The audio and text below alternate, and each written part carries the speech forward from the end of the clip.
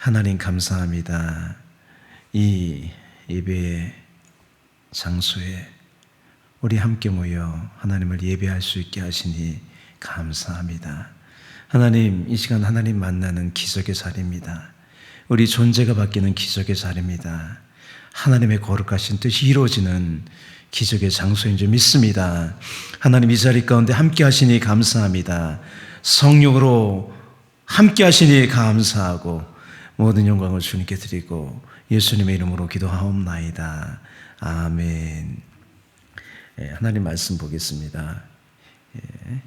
마가복음 14장 32절에서 42절입니다.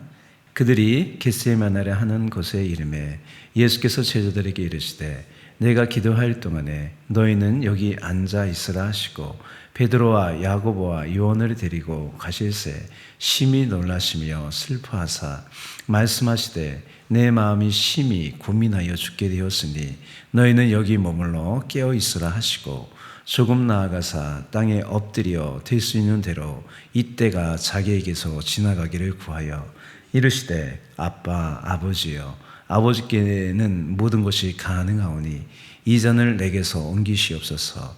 그러나 나의 원대로 마시옵고 아버지의 원대로 하옵소서 하시고 돌아오사 제자들이 자는 것을 보시고 베드로에게 말씀하시되 시몬아 자느냐 내가 한 시간도 깨어 있을 수 없더냐 시험에 들지 않게 깨어 있어 기도하라. 마음에는 원이로되 육신이 약하도다 하시고 다시 나아가 동일한 말씀으로 기도하시고 다시 오사 보신즉 그들이 자니 이는 그들의 눈이 심히 피곤함이라.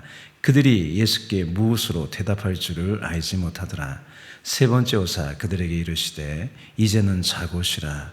그만 되었다. 때가 왔도다. 보라 인자가 죄인의 손에 팔리느니라. 일어나라 함께 가자. 보라 나를 파는 자가 가까이 왔느니라. 아멘. 요약입니다. 예수님은 제자들과 함께 겟세마네라는 곳에 왔습니다. 예수님은 십자가의 고난과 죽음을 앞두시고 심히 고민하시고 슬퍼하십니다.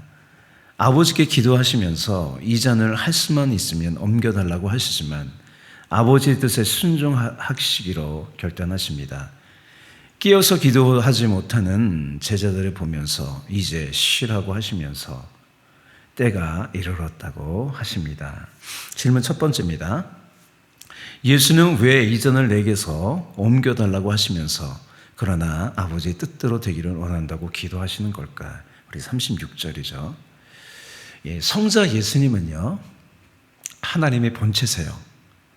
그러나 우리 빌립보에서 말씀하는 것 같이 그 하나님의 본체신 그 성자 예수님께서 하나님과 동등됨을 취할 것으로 여기지 아니하시고요.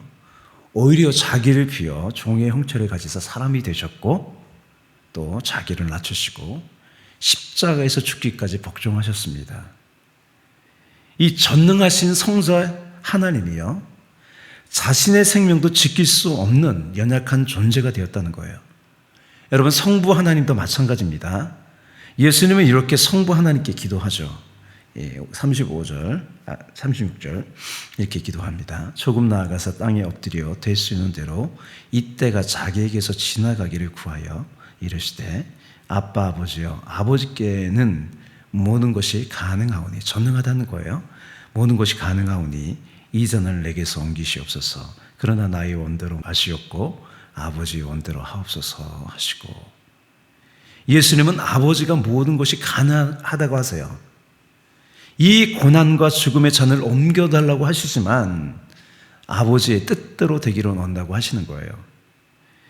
성부 하나님의 입장에서는요 아들의 뜻과 요구를 들어줄 수 없는 아버지가 됐다는 거죠.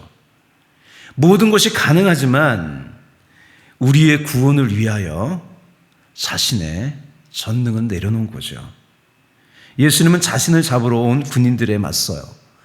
칼을 뽑아 대항하던 베드로에게 칼을 내려놓으라고 하셨어요. 전능하신 그 예수님은요 십자가에서 달리셨을 때 사람들로부터 내가 구원자이면서 자신도 구원하지 못한다고 하면서 십자가에서 내려오라는 그 조롱 소리를 들었습니다. 그런 조롱 속에서도요 예수님이 십자가에서 내려오지 않았어요. 전능하신 성자 하나님이 자신의 생명도 어떻게 할 수 없는 그 무기력한 존재가 되었다는 거죠. 여러분, 이건 뭐냐면 자신의 뜻을 내려놓고요, 스스로 제한하신 거예요. 여러분, 전능하다는 건 뭐예요? 모든 것을 할 수 있는 게 전능이 아니에요. 자신의 힘과 권세를 내려놓고요, 모든 것을 하지 않는 것이 전능이죠. 그렇게 겟세마네는요, 진정한 전능의 장소가 된 거예요. 여러분, 모든 것을 할 수 있는 게 전능이 아닙니다.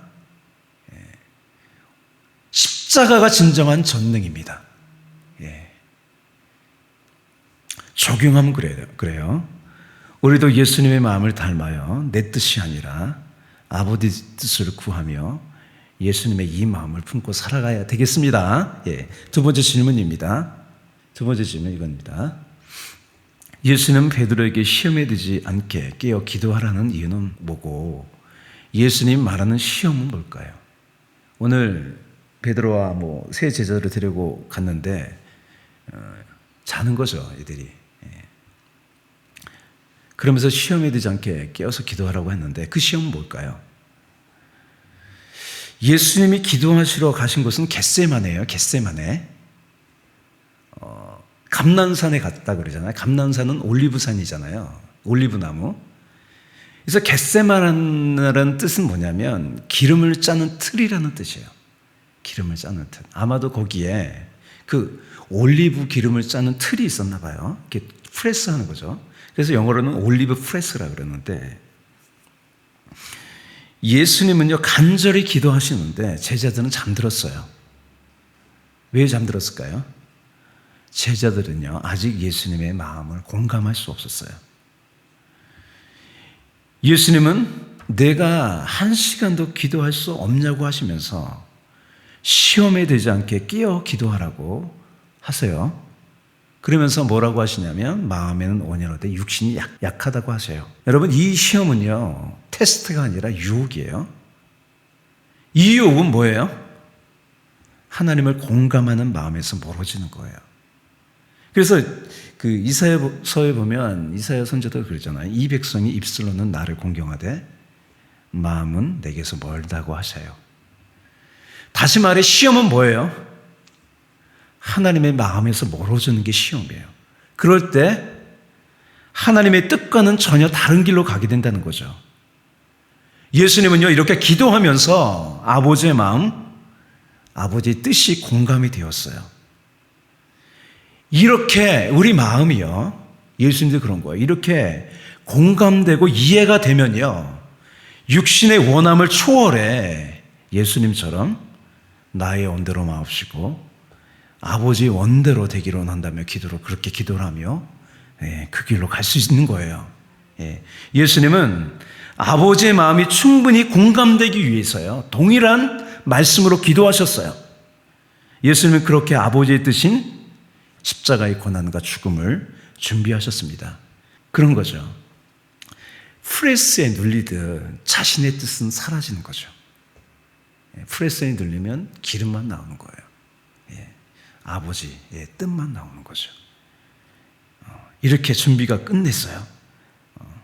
41절, 42절 이렇게 당당하게 예수님 말씀하십니다. 같이 한번 읽어볼게요. 때가 왔도다. 보라, 인자가 죄인의 손에 팔리느니라. 일어나라, 함께 가자. 보라, 나를 파는 자가 가까이 왔느니라. 우리가 예배하고 기도할 때 들려오는 것은요 하나님 말씀 가운데 담긴 하나님의 마음이에요. 예수님처럼요 겟세마네에서 내 욕심과 내 뜻은 사라지고요 하나님의 마음을 공감하며 우리가 순종하며 살아갈 수 있는 거예요. 그래서 내 육신의 뜻대로 아니라 마음에는 온유로 내 육신이 약하다, 이걸 초월할 수 있게 되는 거죠. 오늘도 우리는요 내 뜻은 사라지고 아버지의 마음이 공감이 돼야 돼요. 그래야 내가 아버지의 뜻대로 살 수 있습니다. 그렇게 아버지의 뜻만이 우리 인생 가운데 있기를 원합니다. 뜻 가운데 살아가기 원합니다. 우리 기도하겠습니다. 사랑과 은혜가 풍성하신 주님, 예수님이 십자가를 지기 위해서 그렇게 고난을 당하시고 죽음을 당하시기 전에 겟세마네에서 기도하셨습니다. 이전을 내게서 지나가게 없어서 그러나 나의 원대로 마옵시고 아버지의 원대로 되기로 한다고 기도하셨습니다. 우리도 날마다 주님 앞에 나아가 우리를 향한 하나님의 뜻을 받들어 살아가기 원합니다. 붙잡아 주옵소서. 아버지의 마음이 공감이 되게 하여 주옵시고 나를 향한 하나님의 마음이 공감이 되게 하시옵시고 이 땅을 향한 하나님의 마음이 공감이 되게 하셔서 아버지 뜻대로 살아가는 고난일지라도 그 길로 나아가는 복된 인생이 되게 하여 주옵소서. 감사하고 찬양하며 우리 주 예수 그리스도 이름으로 기도하옵나이다. 아멘.